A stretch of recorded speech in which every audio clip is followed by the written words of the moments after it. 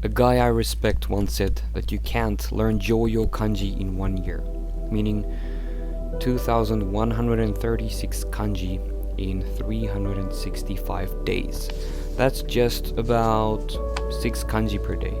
Then you still need to do revision and get everything in your long-term memory. So how do you memorize kanji fast? The answer is you write it out, you see it and read it, you listen to yourself saying it. By doing these things, you use your time the most efficiently, because all we really need is time, lots of time. A friend of mine, Andrew, from the UK, mastered JOUYOU Kanji in a year with a full-time job and hobbies. So the story the guy told me was a lie. Only he can't study that kanji in a year because he lacks discipline and perseverance. But I can, you can. Study resources help, but a great mindset is better than great books. In fact, it's needed.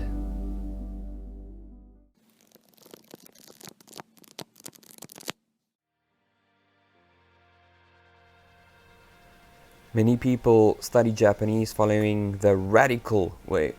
Now there are 214 radicals called bushu in Japanese. Kanji are classified in kanji dictionaries according to their radical. Every kanji has a radical.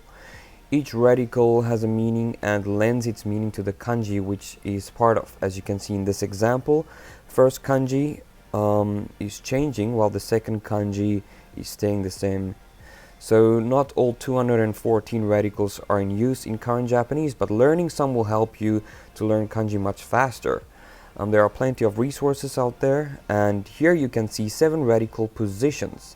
As in this book, you can also see first it's starting with basic kanji, and then later on it's categorized in their radical form.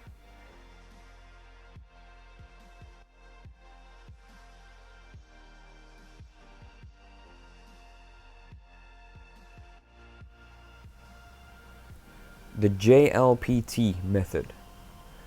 Now this is a test. It's standing for Japanese Language Proficiency Test. There are many resources out there, and 5 being the easiest level and 1 being the most difficult level. Now in this test you just cover the reading and the ability to listen to some extent. There's a test twice in Japan and several other countries, but you should check online. Now, the JLPT certification do not expire ever, like never, in 1 million years. Like you can be dead, still not expired, you can still speak Japanese, maybe. So also you don't have to do them in order, you can just pick a test and go. To pass, you have to pass each section of the exam and the total points as well. So the N5, N4 and N3 only shows that you're making effort to studying Japanese, where the N2 or N1 can be needed for a job or to study at a university or a school. In my experience, I had 6 jobs here in Japan so far, and speaking and listening Japanese enabled me to get all of the jobs, not a certificate or any result. Many people learn kanji and vocabulary from the JLPT exam and the books and struggle to speak and write Japanese.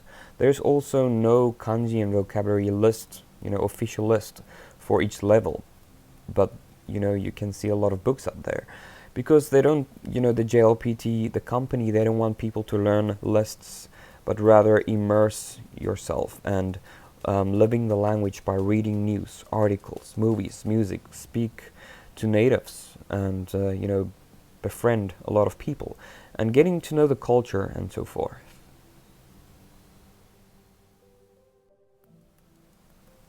The JLPT is a good goal to have, but not really good for communicating, speaking, and writing.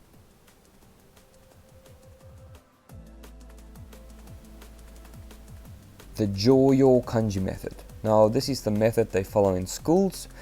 JOUYOU meaning the most common kanji they use in newspapers and everywhere in Japan. So 2136 kanji, and in this book They have just over 1,000 covering all the elementary school kanji per grade.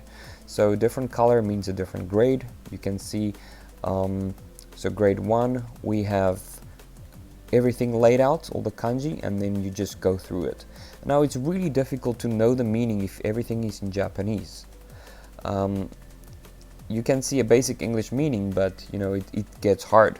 I actually search and I do a lot of reading on every kanji, and if I don't need a certain meaning or I don't know the meaning, I just skip it until there's a situation, and then I import it on my Anki deck, which is an application. Anki is really good, or I just do a lot of reading later on if you know a lot of kanji. So yeah, there you have it. That's my way, and there are plenty of resources and methods, and you can learn JOUYOU Kanji with different methods. Like, it's just up to you to choose your method, stick to it every day. 頑張って